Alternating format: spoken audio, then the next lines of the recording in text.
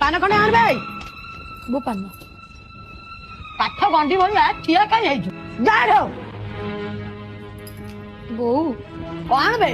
ଗୋଟେ କଥାଟେ କହିଥାନ୍ତି। ବୋଉ ଟିକେ ବାପ ଘର ଯାଇଥାନ୍ତି ରାକ୍ଷୀ ପୂର୍ଣ୍ଣିମାଟା ତ। ଦେଖଲ ମାଇପେ ଦେଖ, ନ ଦେଖିଲେ ଲୋକ ଦେଖ।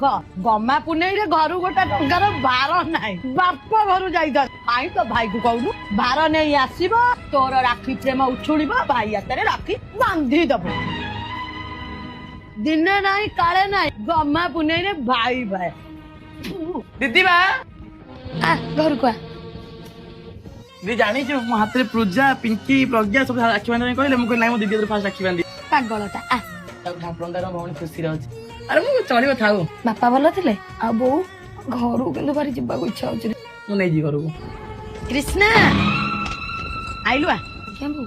ଥଣ୍ଡା ଦେଇଥିଲୁ ପଚାରିକି ଦେଇଥିଲୁ? ଛୁଆ ଭାଇଟା ଖରାରେ ଆସିଥିଲା। ତଣ୍ଟି ଶୁଖେଇ ଯାଉଛି। ବୋଉ ମତେ ଯା କହୁଛୁ ତାକୁ କିଛି କୁହନି। ରାଧା ଧିଅରେ ବାଧା ପଶି ଯାଉଛି ଆଉ। ତୁ କାଞ୍ଚୁ କାହିଁ ତୁ?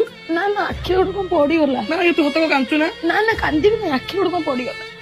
ଆଜି କାହିଁ ଛୋଟ ବେଳ କଥା ବହୁତ ମନେ ପଡୁଛି। କେହି ନଥିଲେ ଆମକୁ କିଛି କହିବା ପାଇଁ କି। ବୁଲୁଥିଲୁ ଖେଳୁଥିଲୁ, ଭାଇ ଭଉଣୀ କେତେ ଖୁସିରେ ଥିଲୁ। ପୁଣି ଫେରି ଆସନ୍ତା କି ଆମ ପିଲା ବେଳ। କେତେ ଭଲ ଥିଲା ନା। ମୋ ପାଖରେ ଆଜି ଗୋଟେ ଦିନ ରହୁନୁ। ମୁଁ ରହିବିନି, ତୁ ଗାଳି ଫାଳି ଖାଉଛୁ, ତୁ ରହିବିନି। କେହି କିଛି କହିବେନି, ତୁ ମୋ ପାଖରେ ଆଜି ଗୋଟେ ଦିନ ରହ। ଦିଦି ଆରେ ରାକ୍ଷୀ ବାନ୍ଧିବୁ, ମୋ ହାତରେ ମୁଁ ପଳେଇବି। ତୁ ସବୁବେଳେ କହୁଥିଲୁ ନା ଦିଦି କେବେ ଶାଶୁଘର ଯିବ।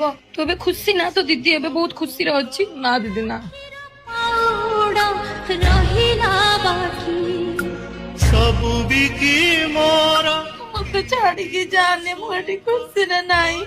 ନେଇଯିବି, ତୁ ଚାଲ ମୋ ସହ ଯିବୁ।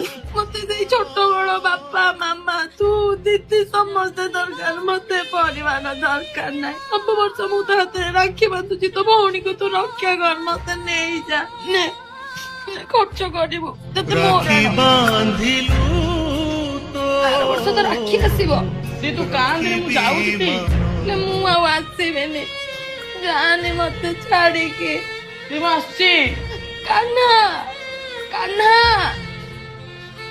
ଦଶହରାକୁ ଆସିବୁ। ହଁ ମୁଁ ଆସିବି। ବାପା ମାମାଙ୍କୁ ଖବର ବୁଝିବୁ। ରାକ୍ଷୀ ବାନ୍ଧିଲି